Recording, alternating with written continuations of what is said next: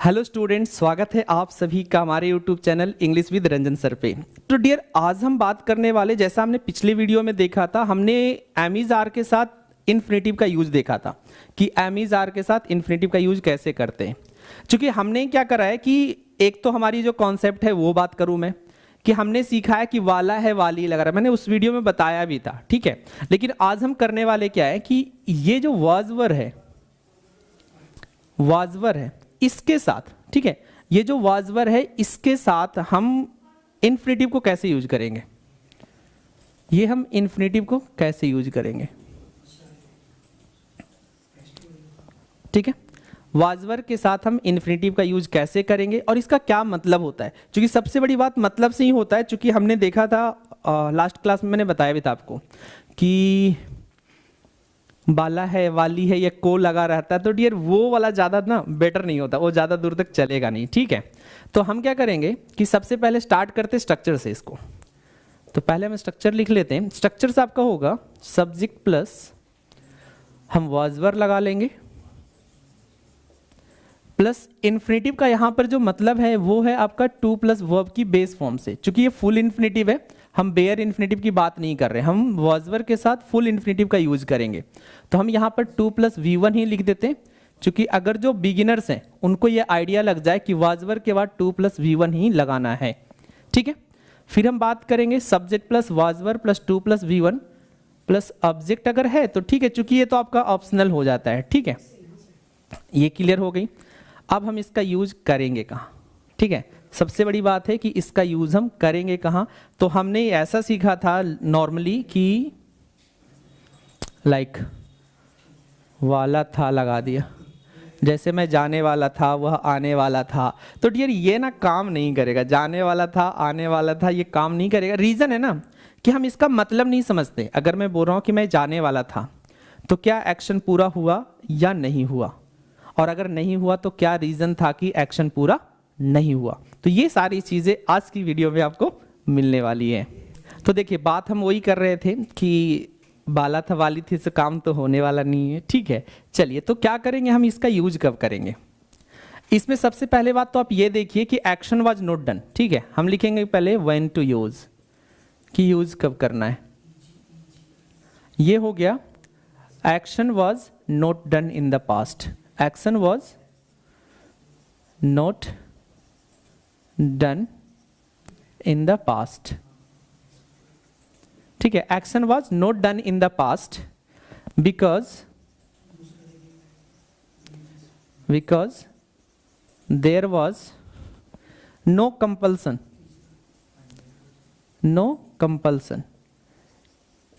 क्योंकि कोई कंपल्सन नहीं था। अब सिंपली ये देखो कि कोई एक्शन होने वाला तो रहता है, लेकिन अगर वो नहीं हुआ है तब हम उसके लिए इस स्ट्रक्चर का यूज करते हैं। और क्यों नहीं हुआ, क्योंकि वहां पर कोई कंपल्सन नहीं था, मजबूरी नहीं था। मतलब सिंपली कोई एक्शन को करना चाह रहा था इंसान, ठीक है, लेकिन उसका मूड चेंज हो गया और बोला नहीं करना है, ठीक है। तो वहां पर क्यों नहीं करना है, क्योंकि अगर हम कुछ प्लान कर लेते हैं, अगर आपने कोई भी प्लान बनाया हो तो वो तो आपको करना ही पड़ेगा, एम आई राइट, वो आपको करना ही पड़ेगा। लेकिन कुछ प्लान ऐसे होते हैं यार, चलो जैसे लाइक क्रिकेट खेलने जाना हो तो इतना नेसेसिटी तो नहीं है, जरूरत तो नहीं है। लेकिन जब नेसेसिटी या कंपल्सन नहीं और सिंपली आपने प्लान बनाया और उसको कैंसिल कर दिया, एक्शन नहीं हुआ, तब इस स्ट्रक्चर का हम यूज करते हैं, ठीक है। तो हिंदी में ये वाला था वाली तो लगा रह जाता, लेकिन इसका कोई वैल्यू नहीं है जब तक आपको ये नहीं पता चले कि यार इसका यूज करना कहाँ है। समझ में आया। एक्शन वाज नॉट डन, सबसे पहली बात ये ध्यान रखेंगे कि एक्शन वाज नॉट डन। जब हम हैड टू पढ़ेंगे तब वहां पे क्लियर होगा कि हैड टू में एक्शन हो जाता है, वाजवर में एक्शन नहीं होता है। और हैड टू में एक्शन क्यों होता है, क्योंकि वहां पर कंपल्सन रहता है, वहां पे नेसेसिटी रहता है, एम आई राइट। चलिए,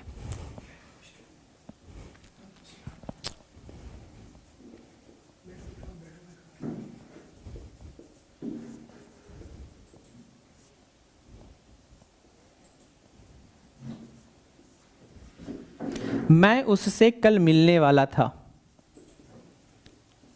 अब इस बात को आप यहां से बिल्कुल ध्यान रखेंगे कि action was not done, the action of meeting was not done.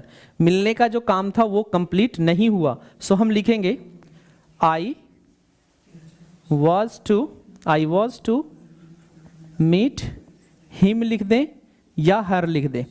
Reason कि यहां पर उससे से पता नहीं चल रहा है कि इसका जेंडर क्या होगा, ठीक है, इसका कोई जेंडर पता नहीं चल रहा है कि ये शी है या ही है, ठीक है, तो हमने दोनों लिख दिया। अब आते हैं कि कुछ लोग जो बिल्कुल बिगिनर्स हैं, क्योंकि बहुत दिन के बाद मैं वीडियो भी अपलोड कर रहा हूं, तो ये कुछ अगर बिगिनर्स है तो उनको मैं ट्रांसलेशन के तरीके भी बता दूं कि मैं उनसे मिलने वाला था। तो सबसे पहले आपको सब्जेक्ट डालना है और सब्जेक्ट के बाद बिल्कुल एंड में आना है, ठीक है। था के लिए हमने वॉज लिख दी, अगर बिल्कुल ये ट्रेडिशनल तरीका है, ठीक है। अगर आपके पास कॉन्सेप्ट सही है तो इशू नहीं है। टू हो गया, फिर मिलने का हमने लगा दिया और फिर हो गया, अच्छा यस्टरडे छूट गया ना इसमें, तो यस्टरडे को हम क्या करें, लास्ट में लगा दें, ठीक है। मैं उससे कल मिलने वाला था, तो टाइम हमेशा याद रखेंगे कि टाइम जो होता है हमेशा एंड में जाएगा, कभी उसको हम पहले नहीं लिखेंगे। जैसे देखिए अब इंग्लिश लिख रहा हूं, आप उसकी हिंदी करने की कोशिश जरूर कमेंट में करके हमें बताएं। She was to get married, she was to get married this year. अब देखो ये सेंटेंस सुनने के बाद ये लगेगा सर कंपल्सन क्या नहीं रहा होगा। देखो जरूरत तो था she was to get married this year कि इस साल उसकी शादी हो जानी थी, ठीक है, लेकिन शादी हुई नहीं, देयर वाज सम प्रॉब्लम, कुछ प्रॉब्लम रहा होगा। तो ये जो action was not done in the past because there was no compulsion, या बोल सकते हो कि देयर वाज सम इशू, कुछ इशू रह गया, क्योंकि भाई शादी का होना अगर कैंसिल हो रहा तो there must be a big issue, कोई ना कोई बड़ा इशू रहा होगा, तब जाकर के ये शादी उसकी नहीं हुई। देखो अब इस बात को ध्यान रखना कि सेंटेंस तो हम पॉजिटिव लिख रहे हैं लेकिन मीनिंग इसका नेगेटिव आ रहा है, ठीक है। She was to get married this year, वह इस साल शादी करने वाली थी या हो जाने वाली थी उसकी शादी, बट शादी नहीं हुई। पॉइंट क्लियर है। अब हम बात करेंगे कुछ नेगेटिव, अगर हम लिख दें तो I was not to do her work. अब देखो होता क्या है कि कोई काम है, ठीक है, किसका, उसका काम है, अब मैं उसको करने वाला नहीं था, ठीक है। अब हुआ क्या कि किसी ने ऐसे ला करके दे दिया, हमें नहीं पता था वो काम किसका है, वो ला करके हमको दे दिया, ठीक है। अब हमने कर दिया, बाद में पता चलता जब हमने काम सबमिट कर दिया, जॉब करने के बाद जो भी काम था हमने करने के बाद सबमिट कर दिया, तब पता चला अरे यार ये तो उसका काम था। तो हमने क्या लिखा, I was not to do her work, मैं उसका काम करने वाला नहीं था। मतलब अब यहां पर सेंटेंस में क्या होगा, अगर हम नेगेटिव बना रहे तो सेंटेंस का मतलब हो गया कि भैया काम हो गया। बात समझ में आ रही है। I was not to do her work मतलब उससे हमारी नाराजगी थी, हम उससे नाराज थे, हम उसका काम करना नहीं चाहते थे, ठीक है।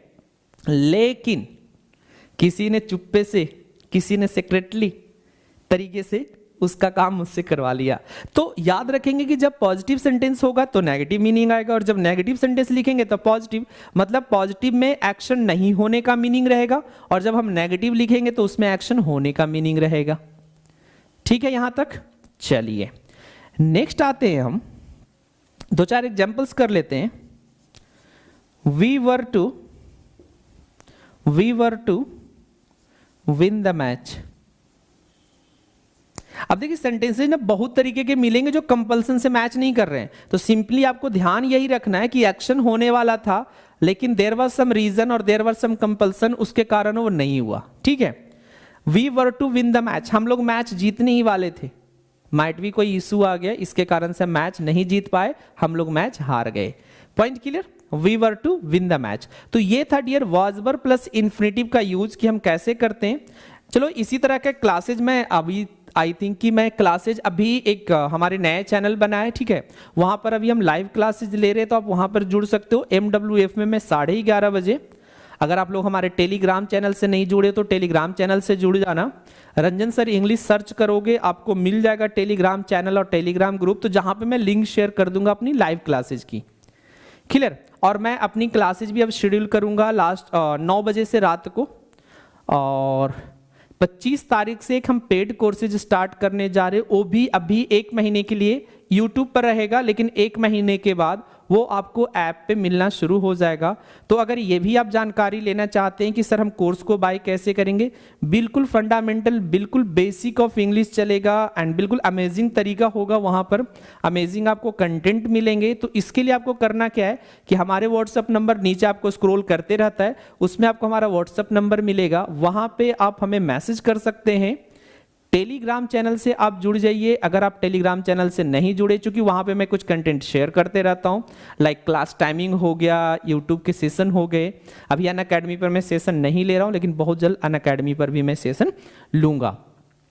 तो ये था आज का वर्ड 2, चूंकि एमिजार 2 डाल दिया था उसके बाद बहुत टाइम हो गया, बीच में हमने रीडुप्लीकेटिव वर्ड्स भी डाले। आप लोगों ने देखा होगा रीडुप्लीकेटिव वर्ड्स, जैसे आपने सुना होगा हमटी डमटी, ये आपने पोएम भी पढ़ा होगा बच्चों वाली। तो इस तरीके के वर्ड्स से जो हमने डाले थे लास्ट वाली वीडियोस में, तो वो वीडियोस भी आप लोग जरूर देखिए। चलिए हम मिलेंगे एक नए वीडियो में, तब तक जाते जाते जय हिंद, जय भारत।